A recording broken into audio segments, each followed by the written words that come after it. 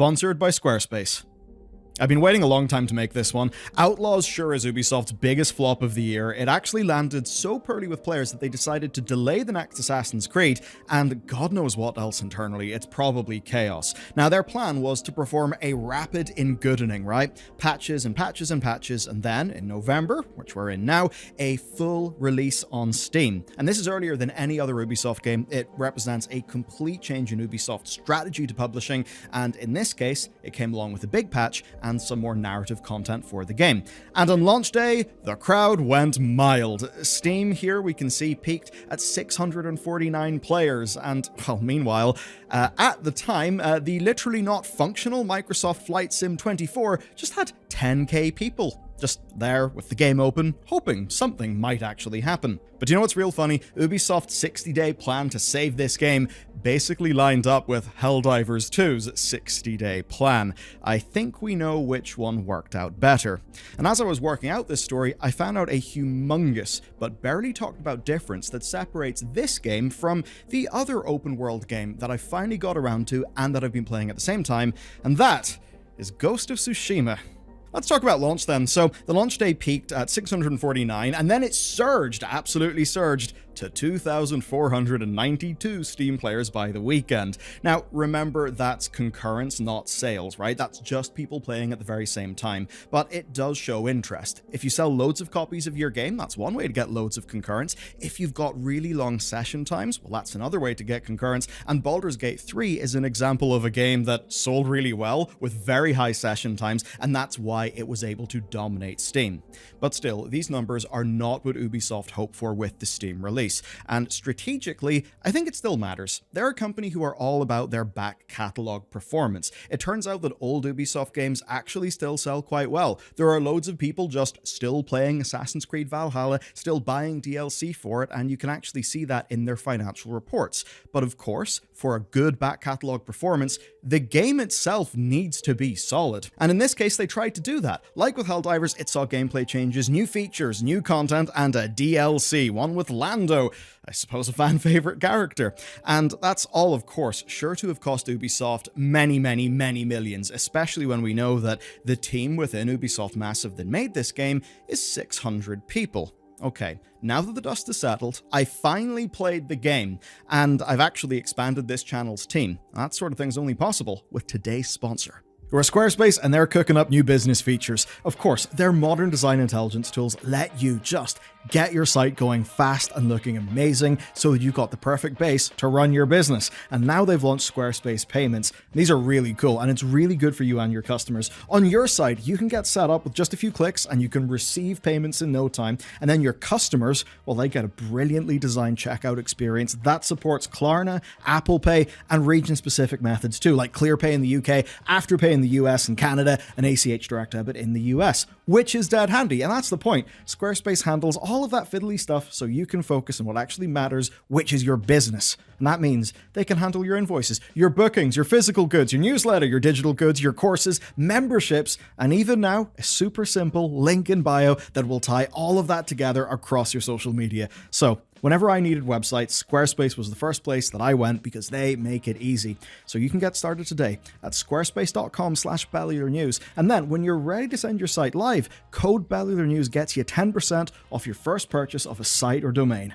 I must admit that playing Outlaws was a very strange experience for me. So the 1.4 update de-emphasized stealth. It basically lets you shoot your way out of things, which I actually think is a good thing now that I've played the game, because its stealth is serviceable at best. AI was improved in combat and that sort of thing, and now we've got expanded enemy weapon pickups. It used to be that your character would just drop them almost immediately, so that's a little better, and the core blaster has been updated a bit. Plus, plenty of other things. They've done visual polish, bug fixes, and all of that.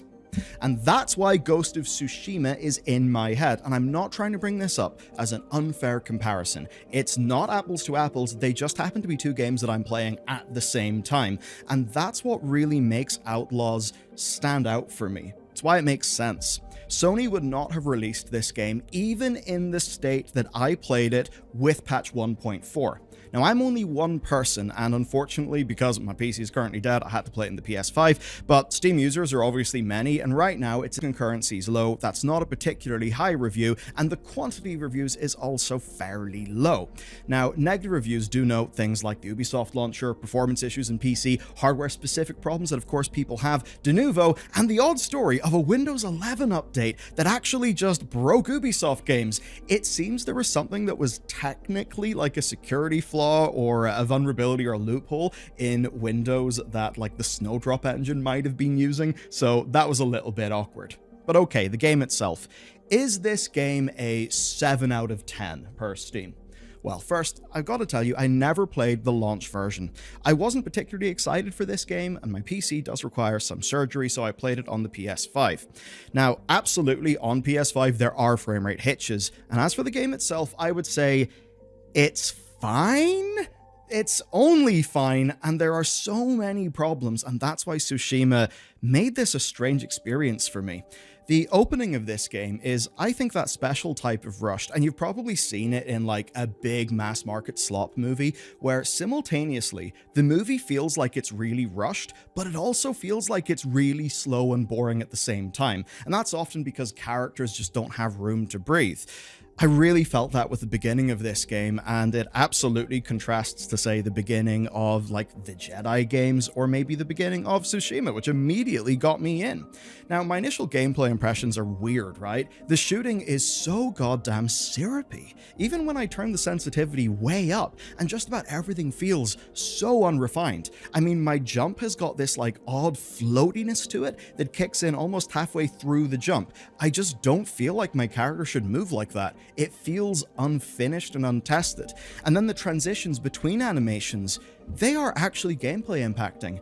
They don't ruin things, but they are just little hitches, little pauses here and there that make it feel unpolished. And a great example to contrast that is getting my grappling hook in Ghost of Tsushima. Whenever I use that thing, the way the animations are, they flow. My character doesn't just stop for like a few frames. It's all that weirdness.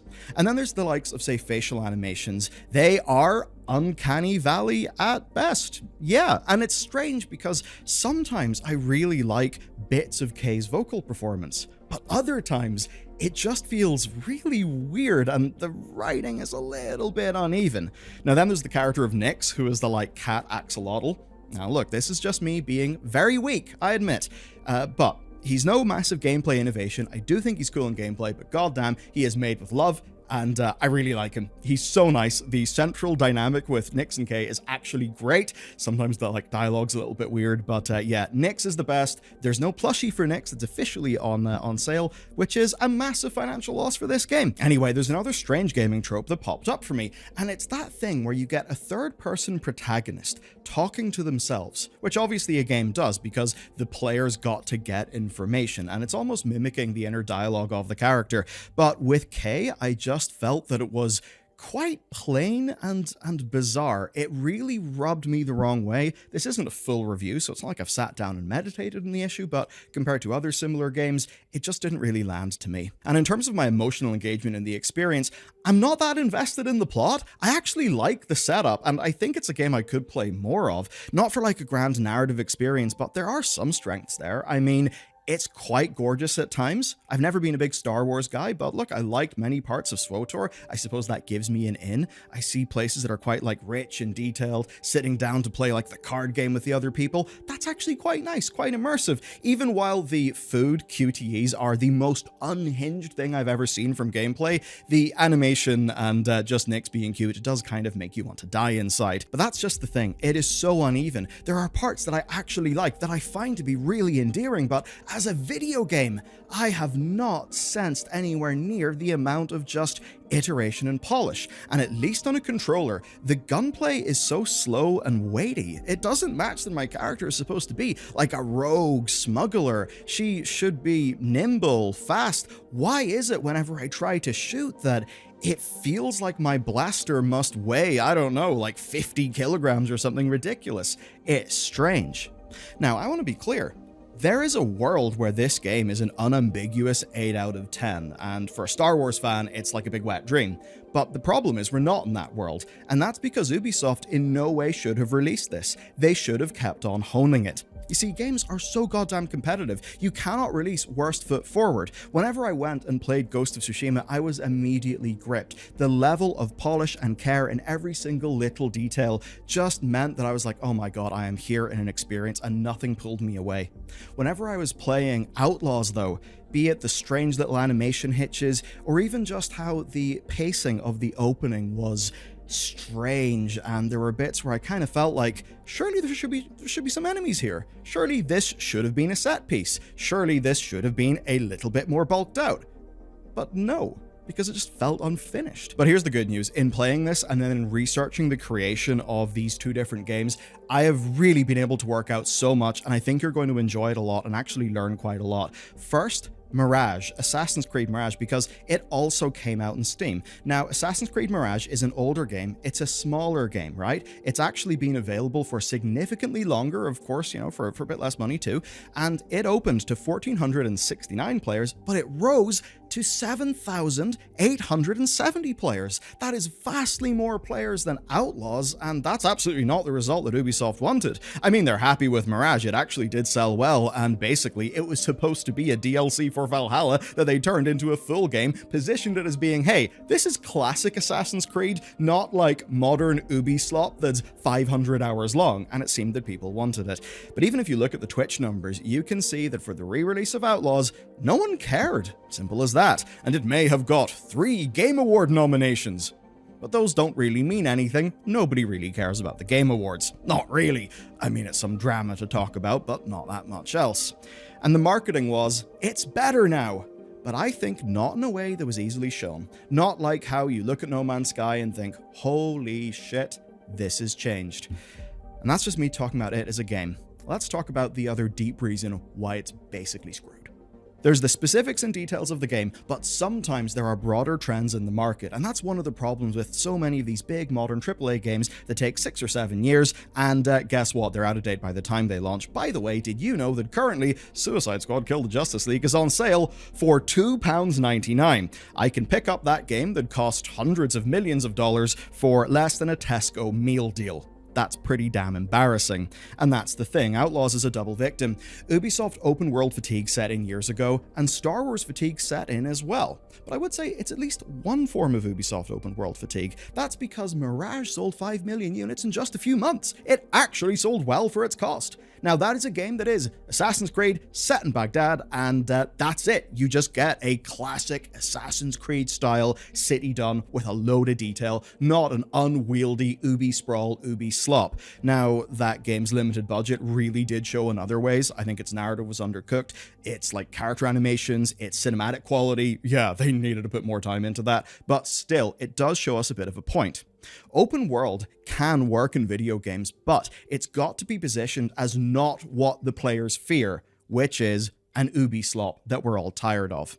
And that's another reason why Tsushima was in my mind, because in so many ways it is structured like an Ubisoft game, but it turns out the devil's in the details, and they did the details well. And then there's Star Wars, which has had mixed success as of late, but in video games, not exactly. Fallen Order and Survivor both sold great. Survivor had a rocky launch, but man, there is some goddamn good video game in there. And if we take a closer look at some of the Steam reviews, we see people saying, and this is cherry picking a bit, but it gets a point across, we've got gunplay worse than Battlefront 2, choices worse than KOTOR, spaceships worse than Squadrons, a sort of 2-bit gunslinger for hire game. Now that is cherry-picked. That's kind of unfair, but it does get at something. Outlaws doesn't have to beat any of the games I just mentioned, right? On their terms and their strengths. What it has to do is have its own strengths. It does have some strengths, but they're not in playability, and the implementation is unpolished. The fantasy that's iconic, you know, everybody knows Han Solo, is not really drawn upon here. And hey, everybody knows Han, but nobody really turned up to watch Solo because the fatigue had set in. And that's really what gets me to something here. There is a deeper problem in this game. It cannot escape how it was made. And that's the real difference, in my opinion, between it and Ghost of Tsushima. One of these games was made by 600 people. The other was made by a far, far smaller team, and to me it shows. So Outlaws had a core production team of 600 people. And you know what's wild? That's actually really small by Ubisoft standards. Taking a look at Sucker Punch, you can see that just for them, there's like 240 people in the credits of Tsushima, but their actual company size, because of course, if you're only there for 2 years and then you left, you still do get to be on the credits. Their actual company size at the time was 160. Now, Tsushima was made by a far smaller team over 6 years of time. And that means that, yeah, Tsushima has actually got less sheer bulk of content, bulk of assets, but it kind of doesn't really need to have bulk of content, bulk of assets. Yeah, it is a lot of gallivanting about a forest on an island, but it turns out they put everything into making that the most beautiful forest, the most beautiful island, and it really does show. It's been relentlessly polished. Outlaws then is not that. Ubisoft set out to learn from what they've done with The Division and to do something else. They actually chased up Disney for the opportunity to do a scoundrel fantasy open world game with big 70s inspiration. That's straight up why Kay has got Ellen Ripley's hair as an example. But they didn't have 6 years with a smaller team. Now, I'm sure you guys kind of know what it's like in a big project. If you do something for ages with a small number of people, you all just get a cook. But if you're doing something of the scale of 600, there's no time for iteration. Every month costs you an insane quantity of money. So what can you scale up? Your locations. Quantity of art assets. And that's why when you look at Outlaws in so many cases, while I do not think it is near the visual quality of Ghost of Tsushima, it is a richly detailed Star Wars universe, and I have to imagine if I was a Star Wars nut and I was reading the Star Wars comics and all of that, I would find Outlaws to have some just amazing walking about and taking in the scenes. But deeper than that, there's another problem. So Outlaws is an Ubisoft open world game, and it's got systems that lean it towards the scoundrel gameplay archetype, right? But it doesn't achieve that in its gameplay. Its gameplay feels generic, lacking polish. You just run about and shoot things or stealth through things like a completely generic game character. And that's because the real way to nail the experience of being Cave S would be to make a smaller game with a smaller team and to say, we're not going to make this a standard third-person action-adventure game. Even say playing one of the best standard third-person action-adventure games, Uncharted 4, I just got that sense with the way that Nate moved, and especially whenever I turned on the auto-aim feature. Yeah, cry at me for being a noob, I'm a PC gamer, mouse and keyboard, but you know what I realized? The game was so much more fun with the auto-aim because I could relentlessly focus on movement. And that meant that whenever I was playing Nathan Drake, he felt like no other character that I had played in a similar game, because I was swinging around on the ropes, making use of the fact I didn't have to line up the perfect headshot. And that's the thing, whenever we embrace our gameplay constraints and we try to make something a bit smaller, maybe a bit more limited, maybe a bit more prescriptive in its design, perhaps you could say less watered down, more specific, well, then your gameplay can fully match the fantasy. Look, I'm not asking them to make a complete, Hitman game, but at least from the Star Wars that I saw, well, I remember Han and the team in the first movie putting on a bunch of, Empire armor, and they were gallivanting about the place. And maybe that happens in a mission in this game, but it's already been presented to me as some sort of systemic part of the gameplay. And really, that's my issue. It's a standard Ubisoft third-person game it's got the herbs and spices of the scoundrel archetype, but it doesn't commit to it in gameplay because it can't escape what it is and it can't escape how it was made. And no wonder, because 600 people were making the damn thing. I mean, where Fallen Order and Tsushima had tight openings that introduced me to their characters and immediately gripped me, Outlaws was endearing, I could see what they were going for, but it was just completely underbaked. I mean, here's an insane statistic. This is going to blow your mind, and it's actually my favorite part of this entire video. Outlaws had 12 people across 2 studios touching camera, character, and control. 12 people. Tsushima had 3 times that for its entire design and animation team. Less but better, man. Ubisoft tried something new, but it's not new enough, and it's only new on a surface level manner. Outlaws needed a stronger opening. It needed significantly more refined gameplay, more play testing. Just a year of playtesting and honing and making it better, and it needed more polish.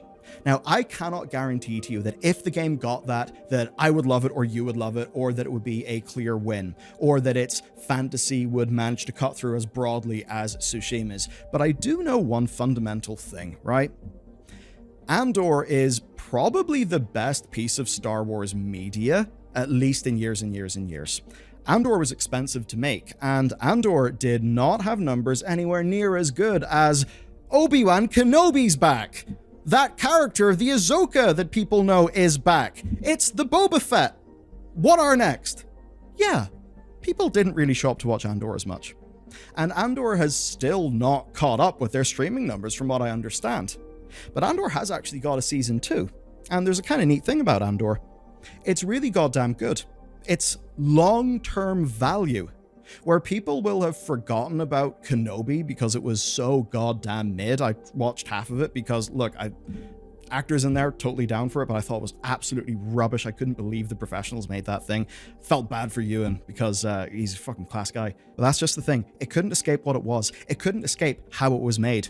Andor was a far more creative pitch from a more limited creative team, like from what we understand. It wasn't as much part of the absolute slop machine, and the similar sort of thing has just happened here.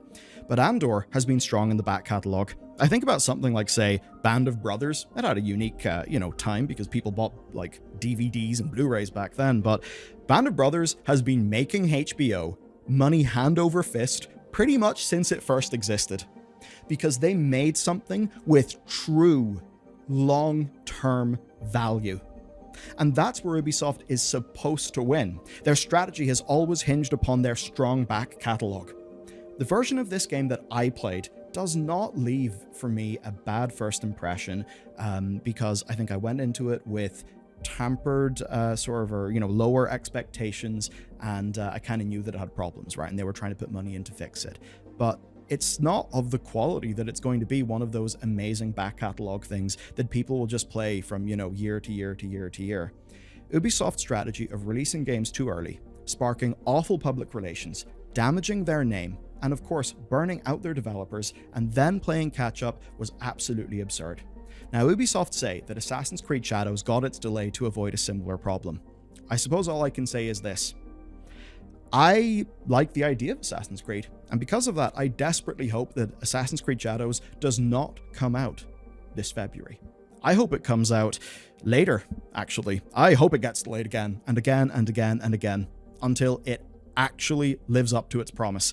That's the thing. Only time can tell, but what worries me is its production team is sure to make the 600 of Outlaws seem small.